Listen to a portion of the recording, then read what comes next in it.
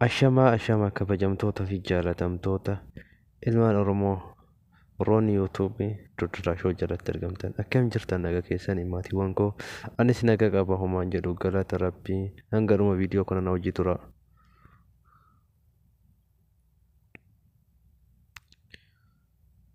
Innaa akkuma argaa jirtan kana haalli qophii keenyaa kana fakkaataa hedduu takka das nama jedhaa hedduu takka midhaagaadhaa waa hedduutu keessatti argama. Wantoonni nyaatamu nyaata ajaa'ibaa kana akkana hojjannee bifa kanaanii isin simannee jirra. Akkuma asirraa argaa jirtan kana nyaata ta'ee nyaanni gosa kamuu asirratti ni argama. Hedduu takka midhaagaadha. Hedduu takka namatti tola. Viidiyoon kun yoo isinitti tole like share gataati. Itti jedhaani. Innaa kanaafuu haalli qophicha keenyaa qophii midhaagaadha seeraan das nama jedha. Asumaan bifa kanaan yoo argitanii asitti kunoo xaawulaa irra jira nyaanni bifa kanaan hojjetame wanti dhabame hin jiru nyaatarraa gosa midhaanii waa hedduuti akkuma biyya keenyaa isan hin beektani kana fakkaata hedduu takka das nama jedha. Yoo isinitti tole viidiyoo kana like gataati share gataa akka Tiraamp fallee yookaan Joo Baayiden fallee dhufeetiin waan kanarraa fayyadamee akka waan gaarii naaf kennu haalli nyaanni keenya hadhatti qopheessinee akkana fakkaata. Maal fakkaata isinitti kabajamtoota jaalatamtoota ilmaan Oromoo qaqqaarii fi gaggaarii hundumti keessan warroonni maatii kiyya taatan akkasumas warroonni hiriyoonni kiyya kan yuutuuba irratti wal barree jaalalli kiyya onni irraa madde bakkuma jirtan isin haa ga'u. Midhaan kun midhaan sifaa isiniif haa ta'u. Qaamaan na hojii jiraatanii nyaachuu baatanis yaadaanis na hojii jirtan jedhee yaadadha. Kunis nyaata gara garaati. Waa hedduu kun akkuma argaa jirtan kana bifa kanaan kunis abaaboo bareeda wayiiti. Walumaa galatti haalli qophii keenya hedduu takka midhaagaa hedduu takka namatti tola. Waa jechuun malee maal isin jechuu hin danda'u dhugaa rabbiititti maaliif hedduu takka natti tolee jira. Kunniin qorra harka dhiqu.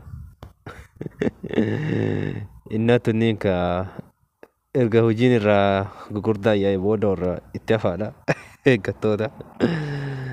Innaa kana fakkaataa kun yeroo jalqabaa finnee haalli qophichaa hedduu takka midhaagaadha. Das nama jedha dhugaa rabbiititti.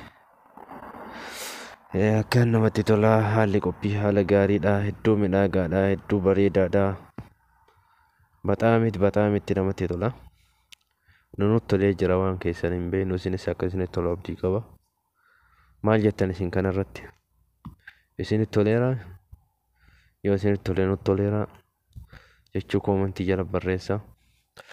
Kana fakkaataa haalli oolmaa guyyaa har'aa akkaan midhaagaa akkaan bareeda. Das nama jedha.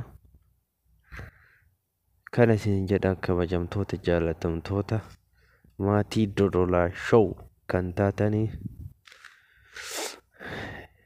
akkana isin jedha qaqqaariiwwanii fi gaggaariiwwan koo hundumti keessanuu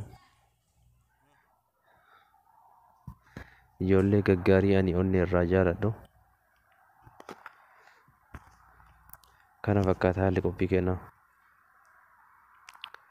Isinii galee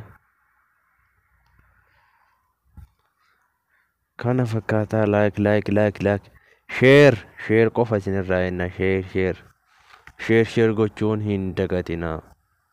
Waa hundaa ol sharein keessan waa hedduu namaa fida. Share gataame ajaa'iba waan addaati. Share gata hundi keessanuu akka isinitti tolu abdii qaba.